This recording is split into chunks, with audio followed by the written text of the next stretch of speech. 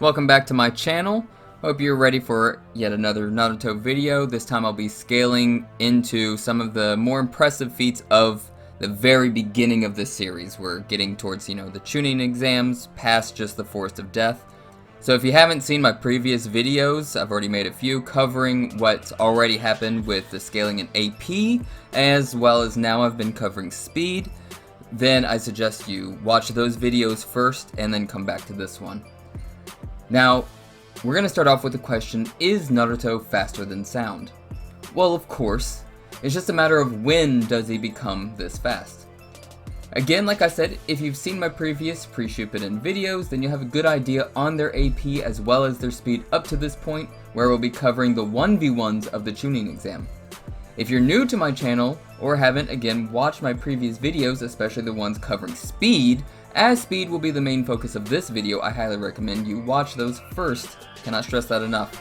Now, the reason is I don't want you being surprised as to why I have X character at whatever given numbers I'm putting up. I want it to be crystal clear to everyone. Go check them out, then come back. Cool. Well, with that out of the way, let's start. First up is acknowledging that one of the sound ninja were knocked out by this of all things. A bit ridiculous, but I'm going to be showing that not every ninja is equal.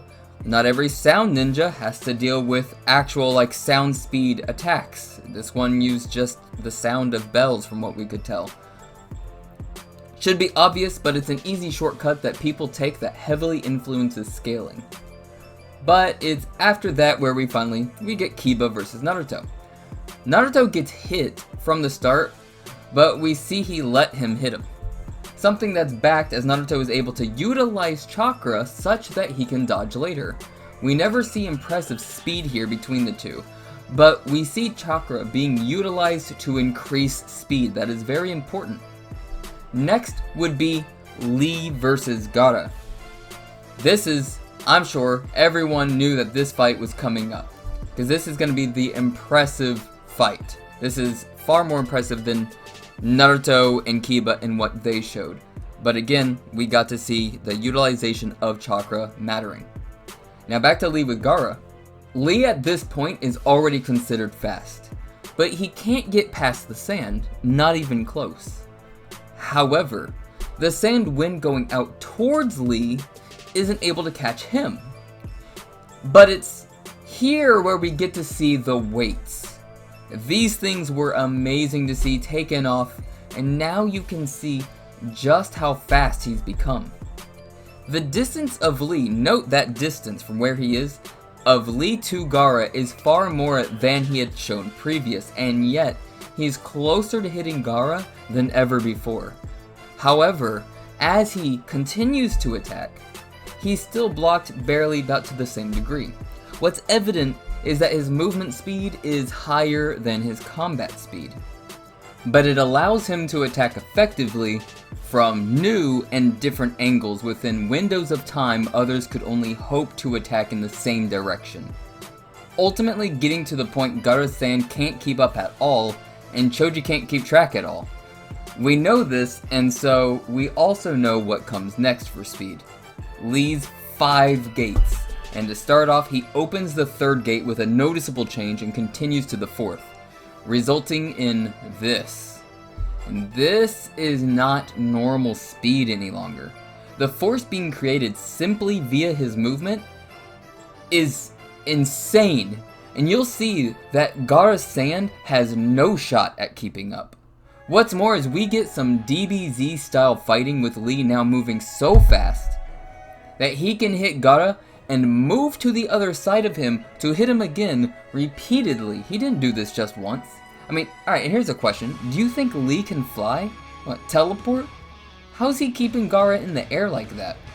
It's literally raw speed of him running and jumping off sides of the room to get to Gaara.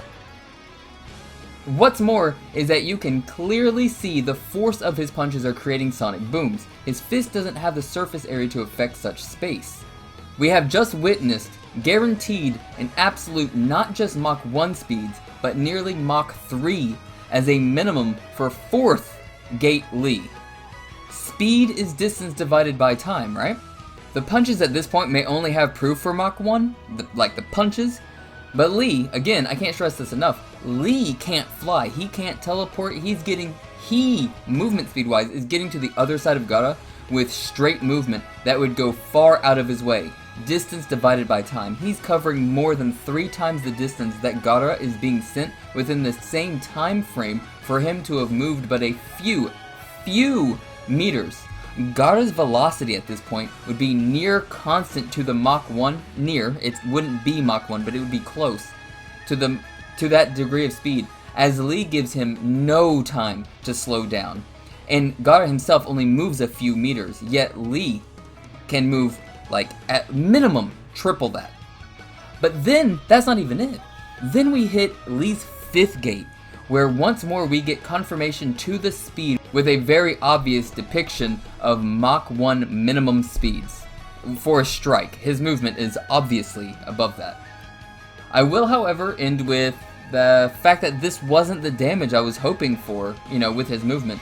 But that's not speed, is it? That's what we're going to be focusing on. So, with that, next up is Naruto vs. Neji, where I can show more examples of combat speed and reaction speed versus simply movement speed. You can see that Neji isn't blitzing Naruto. Hell, Lee would have already covered the distance of all the Narutos, and like Naruto and his clones, near instantly. Neji? This boy needs to bob and weave each clone, but he does so easily.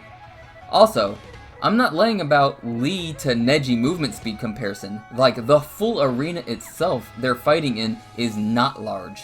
It's pretty small. You can compare it to the surroundings very easily, as well as the trees within it. I mean, just look at the scans, and it's clear. Lee would get from one side to the other of the whole place in the same time Neji would get just past all the clones. But let's look at combat speed. Say, something like Neji's 64 palm strike.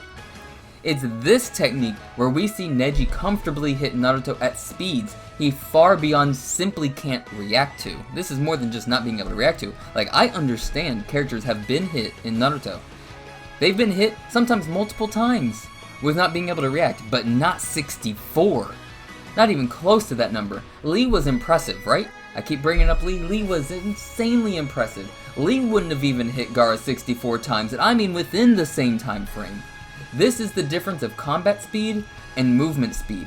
Though, to be very clear, I do believe a singular punch from Gate 4 Lee would be faster than a singular strike from Neji, assuming Lee is keeping that full momentum to allow him to use that speed. But they're not just sitting there like throwing hands without any momentum of movement, and we're gonna pretend like Lee is keeping up with Neji's strikes. That's not happening.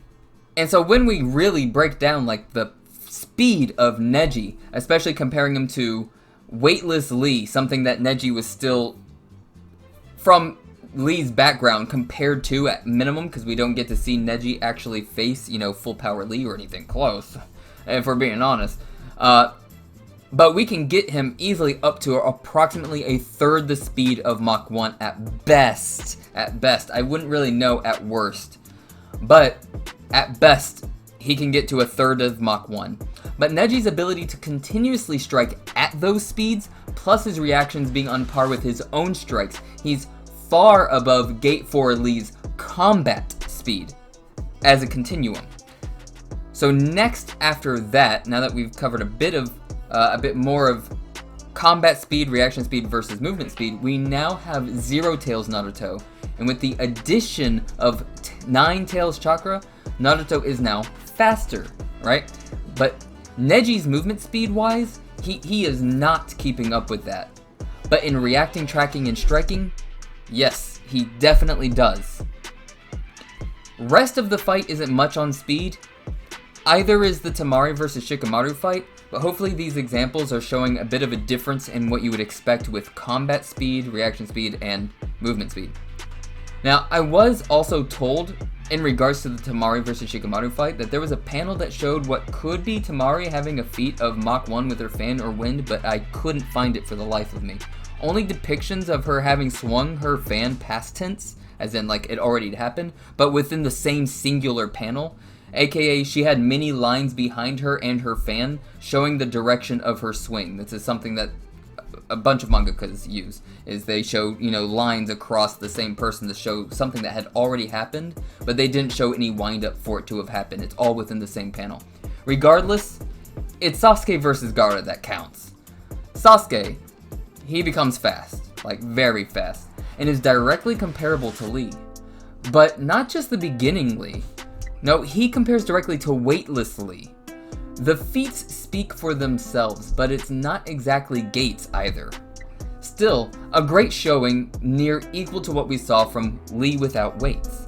The problem ultimately for Sasuke, however, is that he never shows anything beyond weightless Lee. So let's get to where the fights are to the death. See Gaara? Now he's transformed a bit, and he's become faster. Well, how fast though?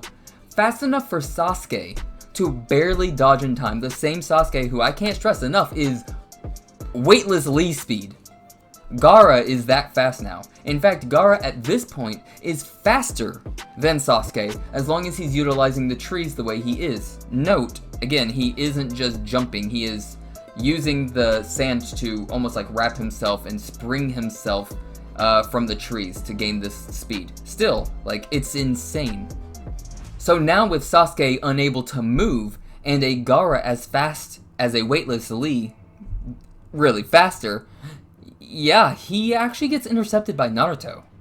Like, Naruto? Like, how is he so fast? I get his stamina, his power, healing, yada yada, but he's never shown such speed before. What, fighting Kiba? Well, don't scale him to that feat. It was a pure fluke, an outlier to all previously established feats. I know, I'm being unfair. Nope, wait, there we go. As you can see, it's even contradicted right after. That makes much more sense to the scaling. Sakura, your sacrifice for the sake of consistency is actually useful, thank you. And honestly, that finishes it up in regards to speed for this section of Naruto. Is there a huge fight right after? Yep, but you can go watch that after this.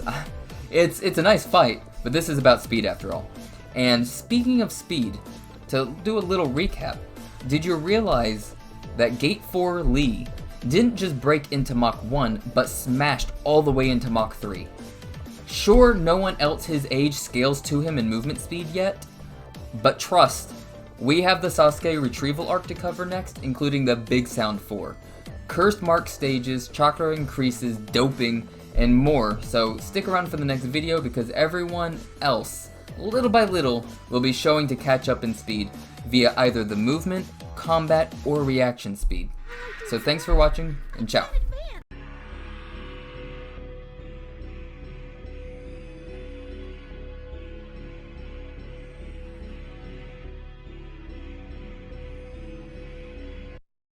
Pastor.